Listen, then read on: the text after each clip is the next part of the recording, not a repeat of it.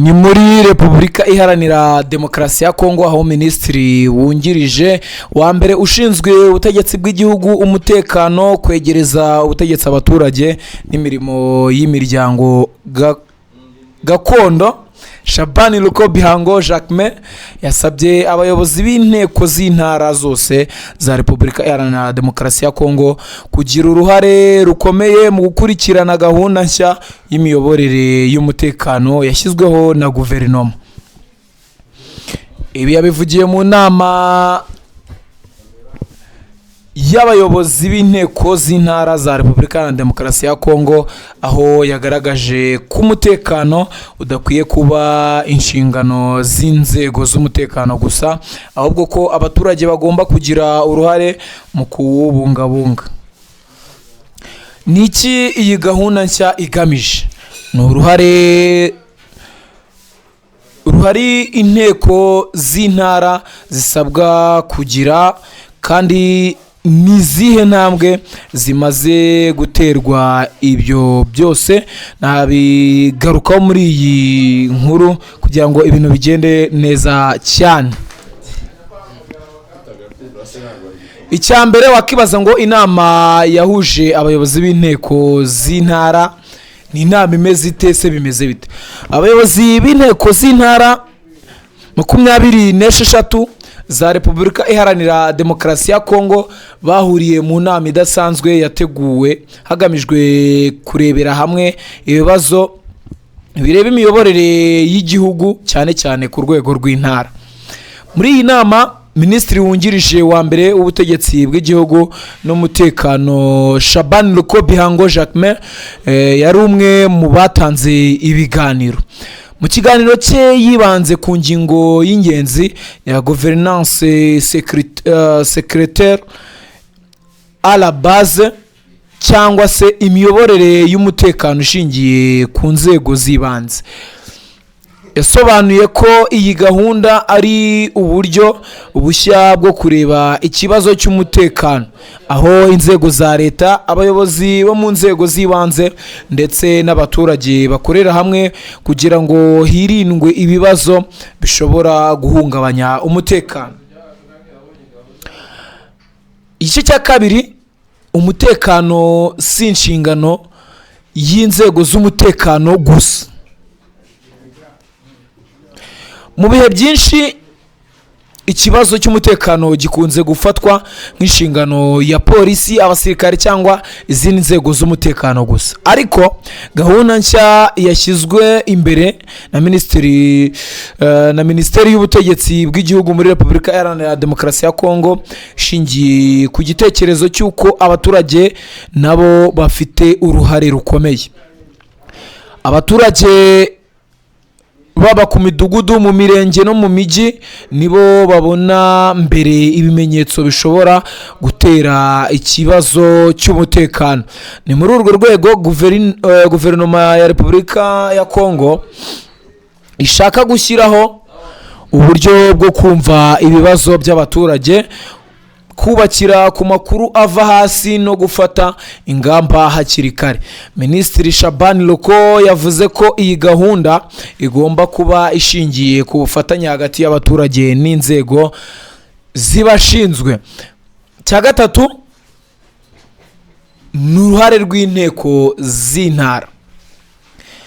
Mu butumwa bwe Shabani Luko yasabye inteko z'intara kugira uruhare rugaragara mu gukurikirana ishyirwa mu bikorwa ry'iyi gahunda. Yibukije ko inteko z'intara zifite inshingano zo kugenzura ibikorwa by'inzego z'ubuyobozi mu ntara. Yasabye gukoresha ubwo bubasha mu gukurikirana uko gahunda y'umutekano ishyirwa mu bikorwa, gutanga inama n'ibitekerezo byubaka, gusuzuma umusaruro w'ibikorwa by'umutekano ndetse no gufasha guhuza abaturage n'inzego za leta. Yavuze ko iri vugurura ritagomba kuba inyandiko gusa, ahubwo rigomba kugaragarira mu mibereho ya buri munsi y'abaturage. Icya kane ni ukureba ibyagezweho muri iyi gahunda. Minisitiri Shaban Luko Biango kandi yagarutse ku ntambwe zimaze guterwa muri iyi gahunda nshya.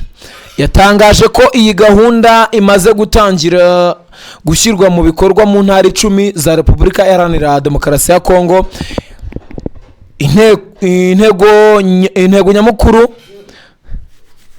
no gukomeza kwegereza abaturage uburyo bwo gukemura ibibazo by'umutekano no kongera imikoranire hagati y'abaturage n'inzego zibashinzwe.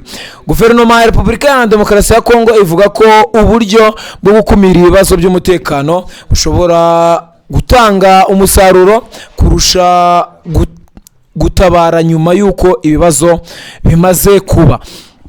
Igice cya 5, impamvu ibi bifite akamaro kuri Repubulika Iharanira Demokarasi ya Kongo. Repubulika ya Demokarasi ya Kongo imaze imyaka ihanganye n'ibibazo bitandukanye by'umutekano, cyane cyane mu bice by'uburasirazuba bw'iki gihugu. Mu ntara zimwe na zimwe abaturage bakunze guhura n'ibibazo birimo imitwe yitwaje intwaro, amakimbirane ashingiye ku butaka ndetse n'ibindi bibazo bihungabanya ituze. Ni muri urwo rwego ubuyobozi bwa Repubulika Iharanira Demokarasi ya Kongo bushimangira ko hakenewe uburyo bushya bwo guhangana n'ibibazo by'umutekano. Kuri guverinoma, uruhare rw'abaturage n'inzego z'ibanze rushobora kuba urufunguzo mu kumenya ibibazo hakiri kare no kubishakira ibisubizo. Igice cya 6 ni ubutumwa bwa Minisitiri Shaban Luko Biango ku bayobozi. Mu gusoza ikiganiro cye, Shaban Luko Biango Minisitiri yahaye ubutumwa abayobozi b'inteko z'intara ko bagomba kuba abafatanyabikorwa bakomeye mu kubaka umutekano urambye. Yasabye kudafatana uburemere gusa ibikorwa byo gutabara igihe ikibazo cyabaye, ahubwo bakibanda no gukumira ibibazo mbere y'uko bigera ku rwego rukomeye. Yagaragaje ko imiyoborere myiza y'umutekano isaba ubufatanye bw'inzego zose kuva ku rwego rw'igihugu kugeza ku rwego rw'umuturage usanzwe. Muri make, ubutumwa bwa Shaban Luko Biango bwibanze ku guhindura imyumvire ku bijyanye n'umutekano muri Repubulika Iharanira Demokarasi ya Kongo. Ni gahunda igamije gushyira abaturage ku isonga mu kurinda umutekano wabo, ariko ikanasaba inzego z'intara kugira uruhare mu kugenzura no gukurikirana uko iyi gahunda ishyirwa mu bikorwa. Ikibazo wakibaza ngo ese iyi gahunda nshya izagira uruhare mu kugabanya ibibazo by'umutekano mu cyariya muri Repubulika Iharanira Demokarasi ya Kongo? Ikindi wakibaza, ese ni iki abaturage bategereje kuri iyi gahunda? Ibi ni ibibazo bizakomeza gukurikiranwa kandi natwe tuzakurikirana. Nase nawe wakibaza muri rusange kandi wanadusubiza muri comment section, tukaba tuganira neza cyane. Ubwo nuko bimeze. Murakoze cyane twabanye kuri iyi nkuru, kandi nkubwira ko ukomeza no gukurikira izindi nkuru hano kuri The Quick Times News, kuko tuguha inkuru zigiye zitandukanye buri kanya. Komeza ukanda subscribe, turayikanda wayikanze, turagushimiye cyane. Kanda like, share na comment, ubundi ibintu bigende neza. Mukomeze kugira ibihe byiza kandi Imana ibane namwe mu byo mukora byose. Ciao ciao.